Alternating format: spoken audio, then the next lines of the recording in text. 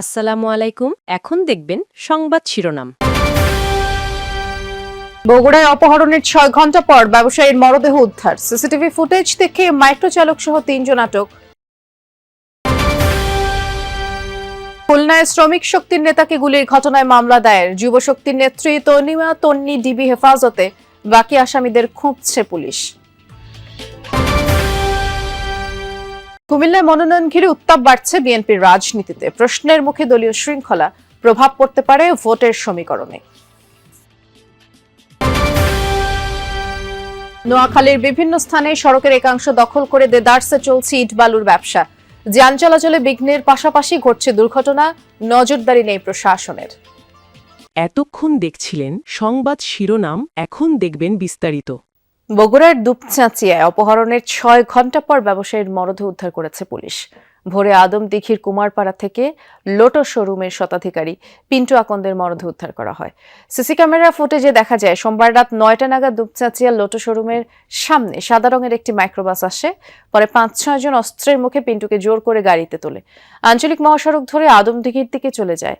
Police জানিয়েছে জড়িতদের শনাক্ত করে আইনের আওতায় আনার চেষ্টা চলছে। অপহরণে ব্যবহৃত মাইক্রোবাসের চালক সহ ৩ জনকে আটক করা হয়েছে। প্রাথমিক ধারণা, শ্বাসরোধ করে হত্যা করা হয়েছে পিন্টুকে। আমরা ওখানে সিসি ক্যামেরা চেক করে মাইক্রোবাসের পিছনে নাম্বারটা পাই। সেই নাম্বারের প্রেক্ষাপটে আমরা মাইক্রোবাসের মালিককে শনাক্ত করতে সম্ভব হয়। আমরা তাৎক্ষণিক সেখানে যাই। যাওয়ার পরে মাইক্রোবাসকে আমরা পাই এবং মাইক্রোবাসের চালককে পাই এবং মাইক্রোবাসের মধ্যে যাকে নিয়ে গেছে তার লাশটা। বগুড়ার দুপচাঁচি উপজেলার যে ঘটনাটি বা গতকাল রাত্রে মূলত অপহরণ হন ওই এলাকার ব্যবসায়ী, যিনি একটি জুতার শোরুমের ডিলার ছিলেন। তিনি অপহরণ হওয়ার পরে আজকে ভোরবেলায় তার মরদেহ উদ্ধার হয় এবং এই ঘটনার পর কিন্তু পুলিশ প্রাথমিকভাবে ৩ জনকে জিজ্ঞাসাবাদের জন্য আটক করেছিল, যার মধ্যে একজন ছিলেন ওই মাইক্রোবাসের চালক, যে মাইক্রোবাসে করে পিন্টুকে মূলত অপহরণ করা হয়, এবং আরেকজন যিনি এই অপহরণকারী এবং হত্যাকাণ্ডে যারা জড়িত তাদেরকে যিনি মাইক্রোবাসটি ভাড়া করে দিয়েছিলেন, যিনি তাদের পক্ষে মাইক্রোবাসটি ভাড়া করেছিলেন, সেই ব্যক্তিকেও কিন্তু আটক করা হয়েছিল। তার সঙ্গে আরও একজনকে আটক করা হয়েছিল।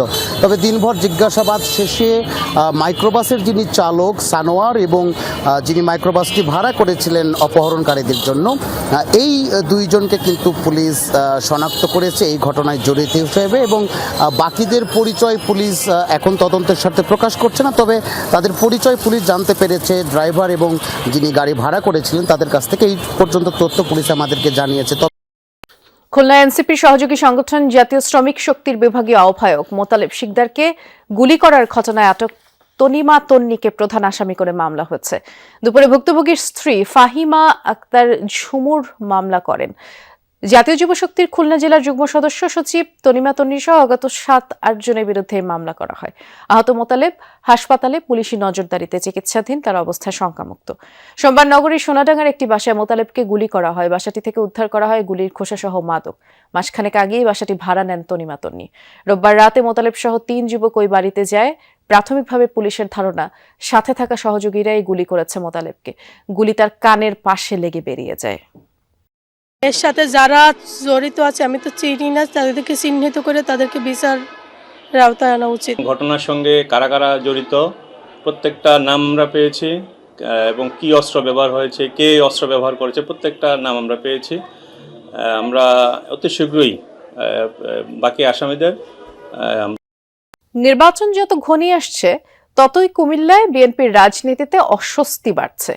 তৃণমূলের ভাষ্যমতে জেলার 11টি আসনের 4টিতেই ত্যাগীরা মনোনয়ন বঞ্চিত।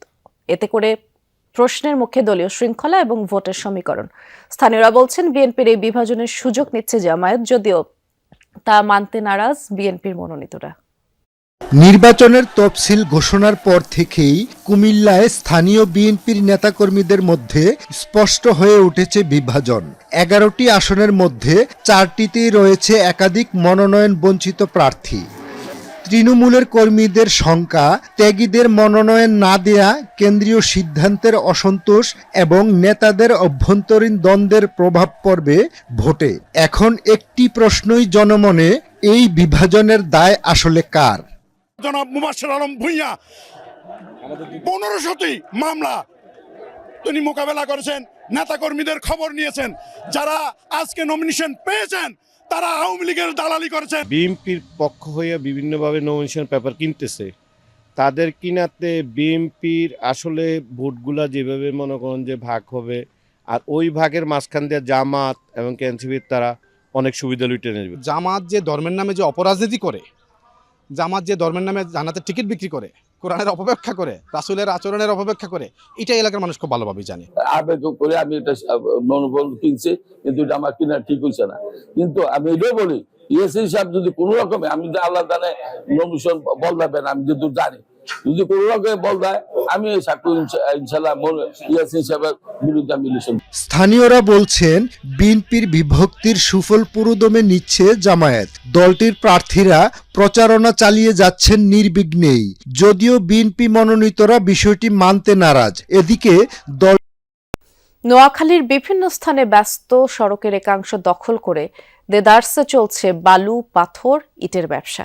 এতে যান চলাচল বিঘ্নের পাশাপাশি দুর্ঘটনাও বাড়ছে। অভিযোগ রয়েছে দীর্ঘদিন ধরে এমন অবৈধ কার্যক্রম চললেও নজরদারি নেই প্রশাসনের।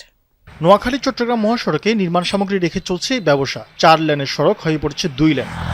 এমন চিত্র নোয়াখালীর বেগমগঞ্জের। শুধু এই উপজেলাই নয়, পাশের সোনাইমুড়ি ও সদর উপজেলার চিত্র একই। ফলে চলাচলের সমস্যা হচ্ছে 3 উপজেলার প্রায় 14 লাখ মানুষের। কিছু ব্যবসায়ী, অশুদ্ধ ব্যবসায়ী বালু, কণা অনেক কিছু ফেলে রাস্তা ভর করে ফেলছে। আমি রাস্তার উপর দিয়ে আসা লাগছিল, তো আরেকটা গাড়ি আসে আমাকে ধাক্কা দিয়ে অ্যাক্সিডেন্ট করে দেয়। আমরা চলাফেরা করতে পারি না, গাড়ি ঘোড়ার ভয়ে আমরা অন্য জায়গা দিয়ে হাঁটতে হয়। সাধারণ মানুষ তো আছেই, সড়ক দখলে নিয়ে এমন ব্যবসার বলি হচ্ছে স্কুলগামী শিশুরাও। রাস্তা শুরু হয়ে যাওয়ায় প্রায়ই ঘটছে দুর্ঘটনা, এমনকি ঘটেছে মৃত্যুর ঘটনাও। গত বৃহস্পতিবারে একজন ছাত্র অ্যাক্সিডেন্ট হয়েছে, এখন আমরা ভয় পাইতেছি। রিক্সা আমাকে মারে দিয়েছে, পরে আমি এখানে ব্যথা পেয়েছি, আবার হাঁটুর এখানে ব্যথা পেয়েছি। আমাদের আসতে অনেক কষ্ট হয়, বাচ্চা পোলাপান নিয়ে আসতে কষ্ট হয়, বাচ্চা পোলাপান অ্যাক্সিডেন্ট হয়। আমাদের একটা ছাত্র মারা গেছে। রাস্তার উপর নির্মাণ সামগ্রী রাখায় উঠছে ধুলাবালি, বাড়ছে বায়ু দূষণ। এতে শ্বাসকষ্টজনিত সমস্যাও দেখা দিচ্ছে অনেকের।